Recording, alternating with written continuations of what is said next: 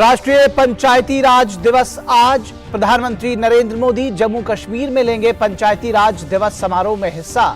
20,000 करोड़ रुपए से अधिक की लागत वाली विकास की विभिन्न परियोजनाओं का करेंगे उद्घाटन और शिलान्यास।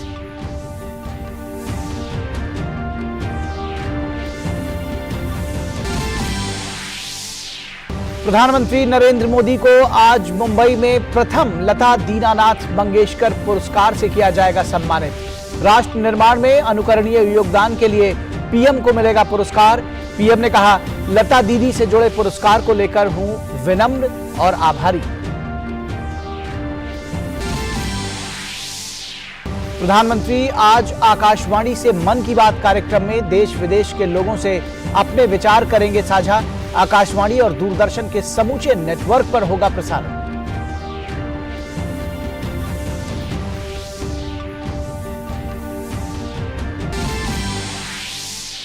बेंगलुरु में आज होगा खेलो इंडिया यूनिवर्सिटी गेम्स के दूसरे संस्करण का आगाज।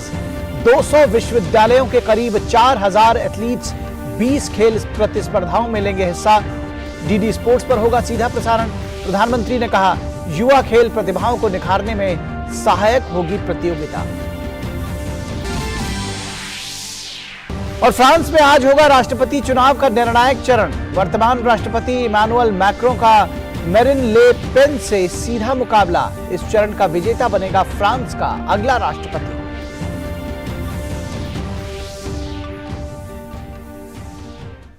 नमस्कार, स्वागत है आपका डीडी न्यूज के इस बुलेटिन में। मैं हूं निखिल सिंह और आइए देखते हैं खबरों को विस्तार से। आज राष्ट्रीय पंचायती राज दिवस है। इस अवसर पर आयोजित समारोह में भाग लेने के लिए प्रधानमंत्री नरेंद्र मोदी आज जम्मू कश्मीर के सांबा जिले के पल्ली पंचायत का दौरा करेंगे और देश भर की सभी ग्राम सभाओं को संबोधित करेंगे।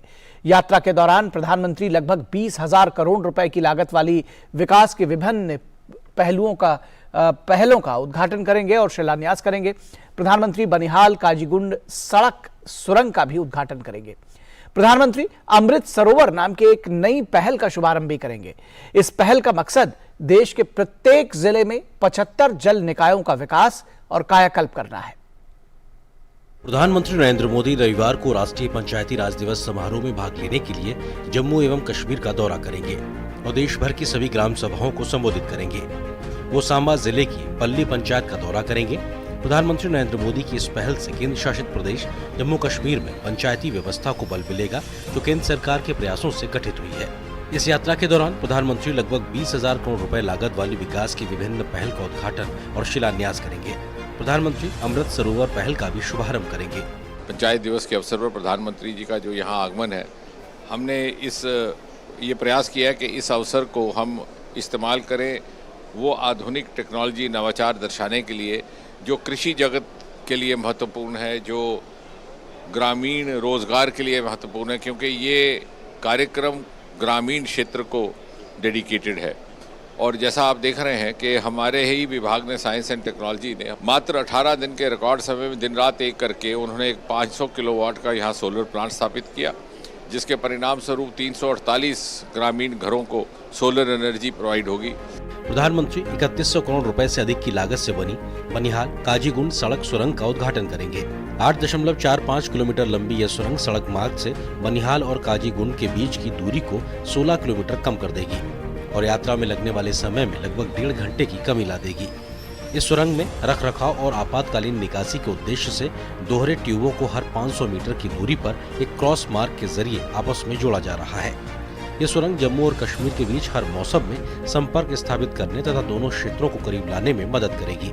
पिछले कुछ वर्षों के दौरान किस तरीके से जम्मू कश्मीर की तकदीर और तस्वीर बदली है, यहाँ की ग्रामीण जो इलाके हैं उनको किस तरीके से तकनीक से जोड़ा गया है, किसानों की उन्नति के लिए जो योजनाएं चलाई गई हैं वो किस तरीके से काम कर रही हैं, उसका एक प्रदर्शनी के माध्यम से अवलोकन भी करेंगे। इसी के साथ साथ प्रधानमंत्री नरेंद्र मोदी जम्मू की जनता को भी संबोधित करेंगे। प्रधानमंत्री 7500 करोड़ रुपए से अधिक की लागत से बनने वाली दिल्ली अमृतसर कटरा एक्सप्रेसवे के 3 रोड पैकेज की आधारशिला रखेंगे। इसके साथ ही प्रधानमंत्री रतले और क्वार पनबिजली परियोजनाओं की आधारशिला भी रखेंगे।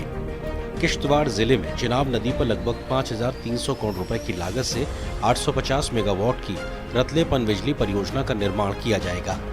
540 मेगावाट की क्वार पनबिजली परियोजना का निर्माण भी किश्तवाड़ जिले के चिनाब नदी पर 4,500 करोड़ रुपए से अधिक की लागत से किया जाएगा। जम्मू एवं कश्मीर में जन औषधि केंद्रों के नेटवर्क का और आगे विस्तार करने तथा सस्ती कीमतों पर अच्छी गुणवत्ता वाली जेनरिक दवाएं उपलब्ध कराने के उद्देश्य से 100 केंद्रों को कामकाज के लिए तैयार किया गया है और इन्हें प्रधानमंत्री द्वारा राष्ट्र को समर्पित किया जाएगा। प्रधानमंत्री स्वामित्व योजना के लाभार्थियों को प्रधानमंत्री स्वामित्व कार्ड सौंपेंगे। प्रधानमंत्री राष्ट्रीय पंचायती राज दिवस पर विभिन्न श्रेणियों में उत्कृष्ट उपलब्धियों के लिए पुरस्कार पाने वाली पंचायतों को पुरस्कार राशि भी हस्तांतरित करेंगे। जम्मू एवं कश्मीर की यात्रा के दौरान प्रधानमंत्री जल निकायों का कायाकल्प सुनिश्चित करने के उद्देश्य से अमृत सरोवर नामक एक नई पहल का शुभारंभ भी करेंगे।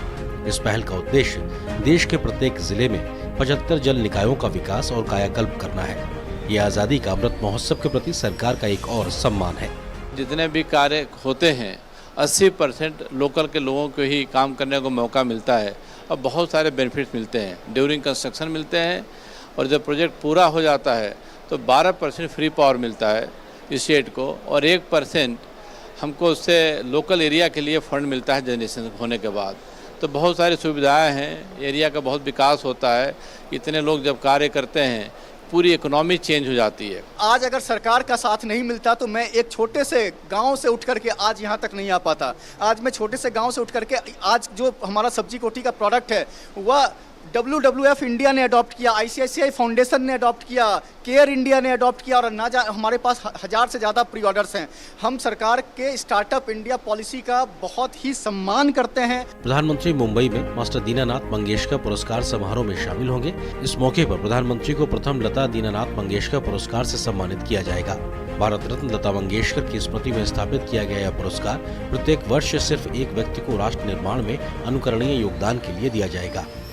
ब्यूरो इनपुट के साथ रमा त्यागी और अनुज यादव की रिपोर्ट, टीडी न्यूज। आज राष्ट्रीय पंचायती राज दिवस है। गांवों का विकास तभी होगा जब वहां की पंचायत तकनीक से लैस होगी। कृषि या दूसरी सभी योजनाओं की जानकारी गांव के लोगों तक आसानी से पहुंच सकेगी। पंचायत के विकास में ग्राम प्रधान की क्या भूमिका होती है, कैसे पंचायत को मजबूत बनाया जा सकता है, गांव के विकास में ग्रामीणों की सहभागिता कितनी महत्वपूर्ण है, आइए देखते हैं हमारे संवाददाता संतोष चौधरी की इस विशेष रिपोर्ट में।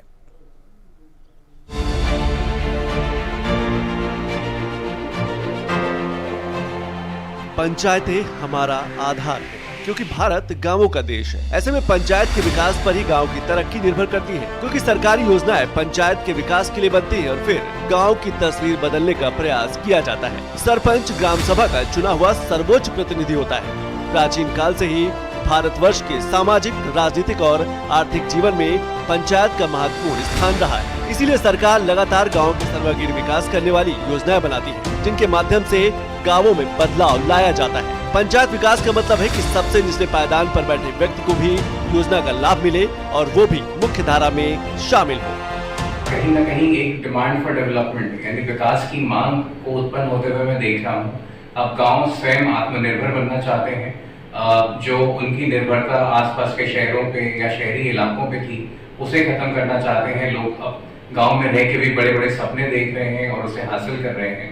तो एक मानसिकता में बहुत बड़ा बदलाव मैं देख रहा हूँ, जो पहले का पंचायत होता था और आज की जो पंचायतें हो रही हैं। दूसरा एक फर्क मैं देख रहा हूँ डिसेंट्रलाइजेशन ऑफ गवर्नेंस।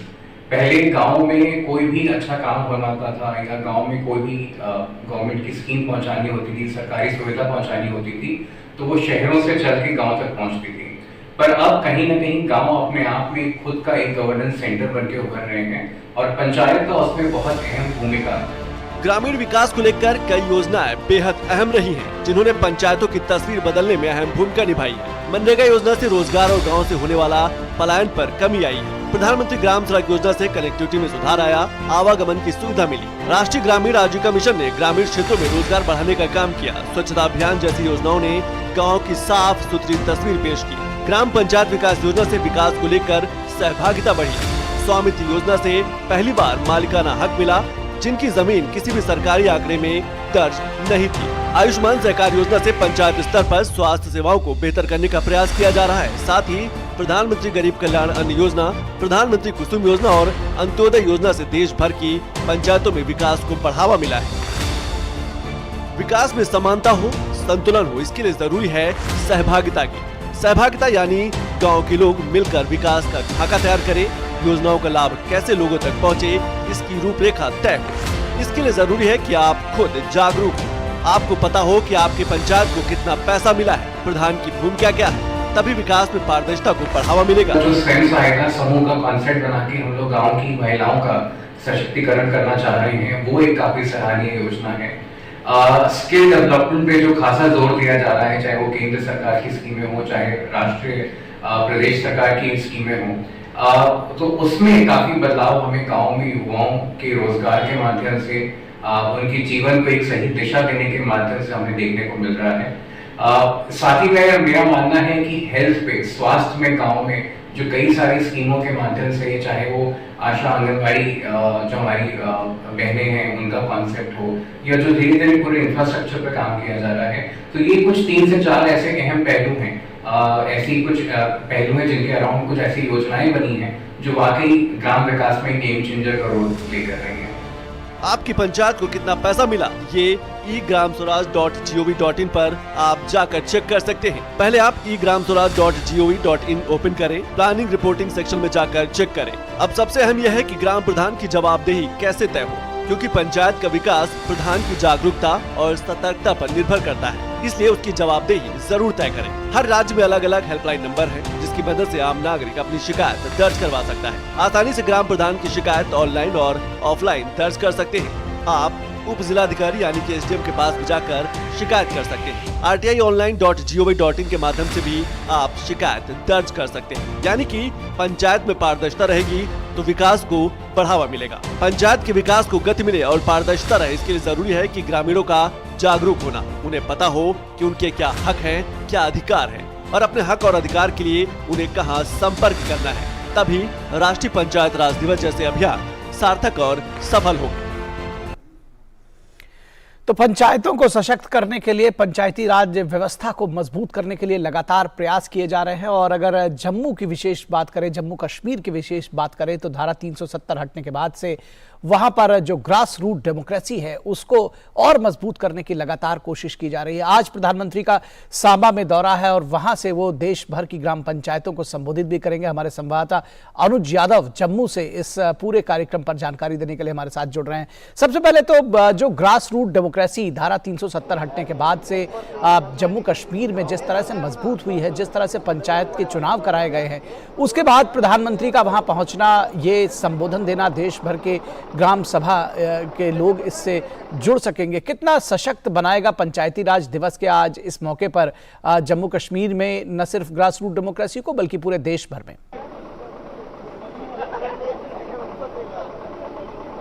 देखिए, बिल्कुल आज पंचायती राज दिवस पूरे देश के अंदर आज मनाया जा रहा है, लेकिन हाँ, सबसे बड़ी बात यही है निखिल कि आखिर इस इलाके को क्यों चुना गया। जम्मू के सटा हुआ ये सांबा का इलाका है और ये पल्ली गांव पड़ता है। सबसे पहले मैं अपनी बात को यहीं से शुरू करूंगा निखिल। ये पल्ली गांव देश का पहला ऐसा गांव होगा जो पूरी तरीके से डिजिटल हो चुका है, और यही सपना राष्ट्रपिता महात्मा गांधी ने देखा था कि आजादी के बाद पंचायतों को अगर मजबूत किया जाएगा तो देश का हर नागरिक मजबूत होगा। लेकिन हम जानते हैं कि आजादी के बाद वो सपना गांधी जी का पूरा नहीं हो पाया था, जिसको पूरा करने का जिम्मा प्रधानमंत्री नरेंद्र मोदी ने लिया है। पिछले मैं कई सालों से बात करूं तो लगातार केंद्र की जो योजनाएं गांवों के लिए बनती हैं, किसानों के लिए बनती हैं, गरीबों के लिए बनती हैं, वो वहां तक कैसे पहुंचे। सबसे पहले भ्रष्टाचार को खत्म किया गया, पारदर्शिता को लाया गया, और जिस तरीके से अब डिजिटल गांवों को पूरी तरीके से डिजिटल तरीके से जोड़ा जा रहा है, वहां के व्यक्ति की, गांव की जमीन की संपत्ति का पूरा रिकॉर्ड, जो जिसको हम खतना खतौनी बोलते हैं, उसका पूरा रिकॉर्ड, क्योंकि हम जानते हैं गांवों स्तर पर, पंचायत के स्तर पर पटवारी की जो अपनी एक व्यवस्था थी, अब उसको दूर करना है। किसी भी आदमी को पटवारी के पीछे नहीं भागना है, वो सीधा अपने जन सुविधा केंद्र पर जाएगा, अपने मोबाइल पर जाएगा, अपना यूनिक आईडी हर व्यक्ति को गांव के अंदर दिया गया है, वो अपना आईडी डालेगा और पूरी उसकी डिटेल्स निकल कर आएंगी। यही पंचायतों को मजबूत करने की एक शुरुआत प्रधानमंत्री नरेंद्र मोदी ने की थी, उसका सपना देखा था। और ये सांबा का पल्ली गांव, जहां से आज प्रधानमंत्री 20,000 करोड़ की परियोजनाओं की आज शुरुआत करेंगे, यहां की जनता को तोहफा देंगे। यहां पर एक पंचायत घर का भी उद्घाटन करेंगे। इस पल्ली गांव के अंदर निखिल 348 गांव हैं और 348 गांव पूरे तरीके से जो लोग हैं, परिवार हैं, वो डिजिटल हो चुके हैं। और जो यहां स्वामित्व योजना जो प्रधानमंत्री नरेंद्र मोदी ने चलाई थी, उनके लाभार्थियों को भी यहां पर प्रमाण पत्र सौंपा जाएगा। यहां से एक संदेश पल्ली गांव से प्रधानमंत्री नरेंद्र मोदी पंचायत राज दिवस के मौके पर पूरे देश को देंगे कि देखिए किस तरीके से अगर सरकार की नीति और नीयत अच्छी हो तो किस तरीके से पारदर्शी तरीके से काम किया जा सकता है। निखिल जी, निश्चित तौर पर पारदर्शी तरीके से काम किया जा सकता है। और उसके अलावा प्रधानमंत्री नरेंद्र मोदी, जिस तरह की आपने बताया, लगभग 20,000 करोड़ रुपए की विकास की विभिन्न परियोजनाओं का उद्घाटन और शिलान्यास भी करेंगे। इसके जरिए भी सूबे का विकास जो है वो और गति से हो सकेगा। बहुत शुक्रिया अनुज इस तमाम बातचीत और जानकारी के लिए। और प्रधानमंत्री नरेंद्र मोदी को आज मुंबई में पहले लता दीनानाथ मंगेशकर पुरस्कार से नवाजा जाएगा। पीएम मोदी ने ट्वीट करके कहा कि लता दीदी से जुड़े इस सम्मान को लेकर मैं आभारी और विनम्र हूं। उन्होंने हमेशा एक मजबूत और समृद्ध भारत का सपना देखा और राष्ट्र निर्माण में योगदान दिया।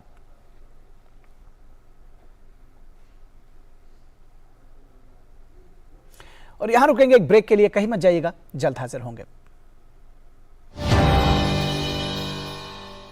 देख पवन आ गया। पवन वहाँ क्यों बैठा है? तुझे उसे टीबी है।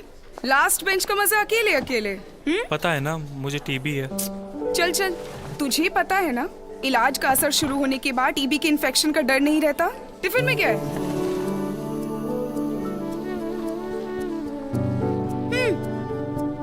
टीबी की दवाई के साथ खाना भी अच्छे से लेना है, समझा? अपनों का जोड़ है टीबी का तोड़, तो फिर भेदभाव क्यों?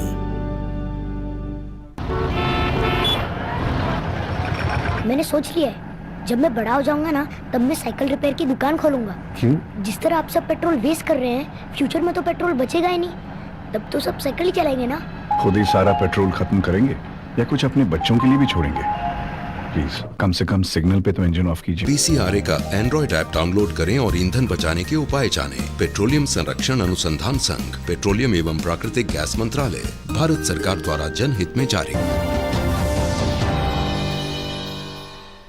ब्रेक के बाद एक बार फिर आप सभी का स्वागत है। और प्रधानमंत्री नरेंद्र मोदी आज सुबह 11 बजे आकाशवाणी से मन की बात कार्यक्रम में देश विदेश के लोगों से अपने विचार साझा करेंगे। इस मासिक रेडियो कार्यक्रम का आकाशवाणी और दूरदर्शन के समूचे नेटवर्क पर प्रसारण होगा। आकाशवाणी समाचार की वेबसाइट और न्यूज ऑन मोबाइल ऐप पर भी कार्यक्रम उपलब्ध रहेगा। आकाशवाणी समाचार, दूरदर्शन समाचार, प्रधानमंत्री कार्यालय तथा सूचना और प्रसारण मंत्रालय के YouTube चैनल्स पर भी इसका सीधा प्रसारण होगा। आकाशवाणी से हिंदी प्रसारण के तुरंत बाद मन की बात कार्यक्रम क्षेत्रीय भाषाओं में भी प्रसारित होंगे। क्षेत्रीय भाषाओं में इसे रात 8 बजे फिर से सुना जा सकता है। यूरोपीय आयोग की अध्यक्ष उर्सुला वॉन डेर लेयन अपनी 2 दिवसीय भारत यात्रा पर पहुंची। वो कल से शुरू हो रहे रायसीना डायलॉग में मुख्य अतिथि होंगी। अपनी यात्रा के दौरान उर्सुला वॉन डेर लेयन प्रधानमंत्री मोदी के साथ द्विपक्षीय वार्ता करेंगी। वो राष्ट्रपति रामनाथ कोविंद से भी मुलाकात करेंगी। विदेश मंत्रालय ने बताया कि उन्हें रायसीना डायलॉग के इस साल के संस्करण के लिए मुख्य अतिथि के रूप में आमंत्रित किया गया है। वो 25 अप्रैल को उद्घाटन सत्र को संबोधित करेंगी। यूरोपीय कमीशन के अध्यक्ष की यात्रा प्रगति की समीक्षा करने और यूरोपीय संघ के साथ बहुआयामी साझेदारी को और तेज करने का अवसर बनेगी। भारत और यूरोपीय संघ रणनीतिक साझेदारी साझा करते हैं। दोनों के बीच की ये साझेदारी राजनीतिक और सामरिक, व्यापार और वाणिज्य, जलवायु और स्थिरता, डिजिटल और प्रौद्योगिकी वस्तुओं के पहलुओं के साथ साथ लोगों के बीच संबंधों में व्यापक और गहन सहयोग के साथ मजबूत विकास देख रही है। और खबर एक और जम्मू कश्मीर से, जहां कुलगाम इलाके में सुरक्षा बलों और आतंकियों के बीच मुठभेड़ में सुरक्षा बलों ने 2 आतंकियों को ढेर कर दिया। आईजीपी कश्मीर के मुताबिक मारे गए दोनों आतंकी पाकिस्तानी हैं। दोनों आतंकियों का संबंध जैश-ए-मोहम्मद से है। आतंकियों के पास आपत्तिजनक सामग्री, 2 AK-47 rifles, 7 AK magazine, 2 9 grenade सहित हथियार और गोला बारूद को बरामद किया गया है। फिलहाल इलाके में तलाशी अभियान जारी है। और इस पूरी खबर पर बातचीत करने के लिए हमारे साथ हमारी संवाददाता रमा त्यागी जुड़ी हुई हैं। रमा, सबसे पहले तो इस एनकाउंटर के बारे में बताइए, और साथ ही साथ हम ये देख रहे हैं कि पिछले 2-3 दिनों के अंदर जिस तरह से सुरक्षा बलों ने एक के बाद एक लगातार एनकाउंटर्स किए हैं और एक पूरी जो श्रृंखला है, कहीं ना कहीं जो पूरा जो नेटवर्क है उस पे आतंकवादियों का, उस पर खासा नुकसान पहुंचाया है। बिल्कुल निखिल, आपका कहना सही है। सुरक्षा बलों की एक बहुत बड़ी सफलता कही जा सकती है, और ये भी कि सुरक्षा बलों का जो अलर्ट है, जो चौकसी है, वो यहाँ पर काबिले तारीफ है, वो देखने लायक है। लगातार जिस तरह से जो आतंकवादी हैं उनके नापाक इरादों को नेस्तनाबूद किया जा रहा है, और लगातार उनकी किसी भी तरह की गतिविधि जो करने की कोशिश कर रही है वो अंजाम नहीं देने दिया जा रहा है। ये अपने आप में बेहद दिखाता है कि सुरक्षा के मोर्चे पर कितने सतर्क हैं, कितने सक्षम हैं, और किस तरह से लगातार जो एक सिक्योरिटी व्यवस्था अगर हम पूरे देश की कहें तो उसे लेकर, और जम्मू कश्मीर का विशेष रूप से नाम ले तो जम्मू कश्मीर में जिस तरह से शांति व्यवस्था कायम हुई है उसको देखते हुए बेहद बड़ी सफलता इसे कहा जा सकता है निखिल। क्योंकि अभी आप देखिए जम्मू में जो आतंकवादी घटना को अंजाम देने की कोशिश की गई थी, उसमें भी जो 2 आतंकवादी मारे गए थे वो JEM के थे और दोनों पाकिस्तानी आतंकवादी थे, और तभी DGP ने कहा था कि किसी बड़ी साजिश को अंजाम देने की वो फिराक में थे। और सबसे बड़ी बात है कि वो आत्मघाती जो टेररिस्ट होते हैं वो वाले टेररिस्ट थे, उन्होंने आत्मघाती बेल्ट बांधी हुई थी। और इस तरह के जो आतंकवादी होते हैं वो केवल छोटा नुकसान नहीं करते हैं, बहुत बड़ा नुकसान, क्योंकि वो अपने आप को उड़ा लेते हैं और वहां पर जो आसपास का काफी बड़ा नुकसान होने की संभावना रहती है। और जिस तरह के आपत्तिजनक सामग्री उनके पास में मिली है तो उसे देखते हुए कहा जा सकता है कि एक बड़े इरादे से जो अंजाम देने की कोशिश जहां पर आतंकवादी ग्रुप कर रहे थे उसे निष्फल कर दिया गया है। उसे देखते हुए और लगातार ये इस अगर हम देखें इस पॉइंट ऑफ व्यू से भी बेहद महत्वपूर्ण है कि जिस तरह से कश्मीर में लगातार शांति व्यवस्था कायम हो रही है, विकास की दौड़ में कश्मीर आगे बढ़ रहा है, आम आदमी अब सरकार के साथ है, प्रशासन के साथ है, आम आदमी, और बड़ी सफलता सुरक्षा बलों की इसमें भी कही जा सकती है आम आदमी का विश्वास हासिल करना। क्योंकि इन सब घटनाओं में अगर आप देखें कि लोकल्स अगर साथ होते हैं तो अंजाम देना इन्हें बहुत ही बहुत जिसे बहुत बड़ी सफलता भी है, और निश्चित तौर पर एक शांति व्यवस्था की बहाली में बेहद महत्वपूर्ण है। रमा, बहुत शुक्रिया इस तमाम बातचीत और जानकारी के लिए। और जम्मू कश्मीर के कुलगाम में सुरक्षा बलों ने 2 आतंकियों को ढेर कर दिया है। बुलेटिन में फिलहाल रुकेंगे एक छोटे से ब्रेक के लिए, कहीं मत जाइएगा, जल्द हाजिर होंगे।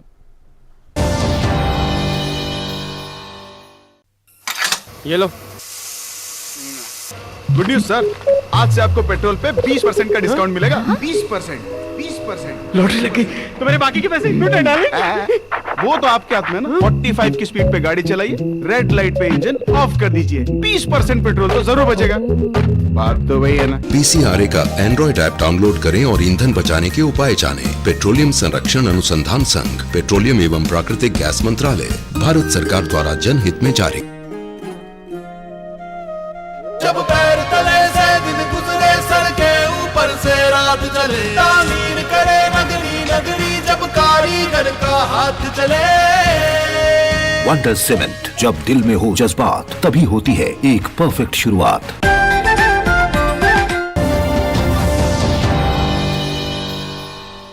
ब्रेक के बाद एक बार फिर आप सभी का स्वागत है। दूसरे खेलो इंडिया विश्वविद्यालय खेल आज से बेंगलुरु में शुरू होंगे। समारोह का उद्घाटन उपराष्ट्रपति M वेंकैया नायडू करेंगे। इस बार लगभग 200 से ज्यादा विश्वविद्यालयों के करीब 4000 एथलीट्स 20 खेलों में हिस्सा ले रहे हैं। स्वदेशी खेल मलखंब और योगासन को इस वर्ष विशेष आकर्षण के रूप में जोड़ा गया है। कांटीरवा स्टेडियम कॉम्प्लेक्स में उद्घाटन समारोह आयोजित किया जाएगा। दूरदर्शन नेटवर्क पर इन खेलों का सीधा प्रसारण आप देख पाएंगे। और खेलो इंडिया विश्वविद्यालय को लेकर के बातचीत करने के लिए हमारे साथ में हमारे संवाददाता मुकेश शुक्ला बेंगलुरु से जुड़े हुए हैं, उनसे बातचीत करेंगे। दूसरा खेलो इंडिया विश्वविद्यालय गेम्स है ये, किस तरह से देख रहे हैं मुकेश, इसको कितना महत्वपूर्ण है उन प्रतिभाओं को निखारने में? जब हम बात करते हैं कि स्कूल लेवल पर, कॉलेज लेवल पर जो खेल की प्रतिभाएं हैं उनको निखारा जाए, ऐसे में जो खेलो इंडिया विश्वविद्यालय यूनिवर्सिटी के जो गेम्स हैं कितनी बड़ी एक इस पूरे जो अभियान है उसमें एक बड़ा एक जिसको कहते हैं ना कि उस पूरे मोमेंट को गति देने में कितना काम करेंगे। बिल्कुल निखिल, दूसरा संस्करण है और जैसा आपने कहा कि कितना महत्वपूर्ण हो जाता है युवाओं के लिहाज से। आज के देखिए तो आप अभी रिसेंट में जो ओलंपिक खत्म हुए, नीरज चोपड़ा वगैरह, ये सारे वो युवा टैलेंटेड खिलाड़ी थे जिन्होंने अपने दम पर ना केवल स्वर्णिम इतिहास रच के दिखाया बल्कि उन्होंने हर उस खेल को नई उम्मीद दी, नई चमक दी। अब जैवलिन को नीरज चोपड़ा के नाम से हिंदुस्तान में जाना जाता है। 7 अगस्त को जब उन्होंने ये पदक जीता तो किसी ने सोचा नहीं था, आखिरी दिन था ओलंपिक का जब वो पदक जीत के लाए। ऐसे हमारे पैरा एथलीट्स हैं, अवनी लेखरा से लेकर के जितने भी छोटे एथलीट्स हैं, उन्होंने कितना अच्छा प्रदर्शन किया। और अभी की बात करें, खेलो इंडिया की जो देन थी, मनु भाकर जैसे स्टार्स देश को देखने को मिले जिन्होंने ओलंपिक में जाकर के कम्पीट किया। सौरभ चौधरी जैसे निशानेबाज निकल करके आए। जैवलिन, साथ ही साथ फैंसिंग में देखिए तो बहुत सारे ऐसे गेम्स हैं जिनमें नई से नई अपॉर्चुनिटी निकल करके आई, नया एक पहलू देखने को मिला, नया एस्पेक्ट देखने को मिला। और जितना वर्ल्ड क्लास स्टैंडर्ड इनको दिया गया, जिस तरह का इंफ्रास्ट्रक्चर दिया गया, इनको बिल्कुल भी नहीं लगेगा कि किसी ऑर्डिनरी गेम में खेले। विश्व स्तरीय इंफ्रास्ट्रक्चर में इनको खेलने का मौका मिल रहा है। इससे न केवल इनका एक्सपीरियंस डेवलप होगा बल्कि इनके साथ कंपीट करने वाले यहाँ खिलाड़ी जो है वो ऑलरेडी ओलंपिक्स में लास्ट टाइम के खेल करके आए हैं। तो एक कहीं ना कहीं मनोबल बढ़ता है, एक्साइटमेंट जो होता है वो बढ़ता है और जो दूसरे बड़े प्लेयर्स के साथ खेलने का हेजिटेशन होता है, टेंशन होती है, वो खत्म होती है। तो इसको लेकर के बहुत ही संजीदगी के साथ खेल मंत्रालय ने यह काम किया। प्रधानमंत्री नरेंद्र मोदी की ये पहल थी जो खेलो इंडिया से शुरू हुई, यूथ गेम्स में गई और अब यूनिवर्सिटी गेम्स में इसका परचम लहरा रहा। आज इसकी ओपनिंग सेरेमनी है 4 बजे, जिसके लिए तैयारियां कर ली गई हैं कांतिराव स्टेडियम में। तो अब दिलचस्प होगा जब ये ओपनिंग सेरेमनी के बाद जो खेल हैं वो अपने असली मुकाम पर पहुंचेंगे और नए खिलाड़ी देश को देखने को मिलेंगे। निश्चित तौर पर नए खिलाड़ी देश को देखने को मिलेंगे और जो होनहार है हमारे खिलाड़ी, जो प्रतिभाएं हैं, जो उभरती हुई प्रतिभाएं हैं, उनको एक गति मिल सकेगी, उनको एक दिशा मिलेगी। बहुत शुक्रिया इस तमाम बातचीत और जानकारी के लिए मुकेश शुक्ला। तो इस समाचार बुलेटिन में बस इतना ही। हमारी पूरी टीम को दीजिए इजाजत। नमस्कार।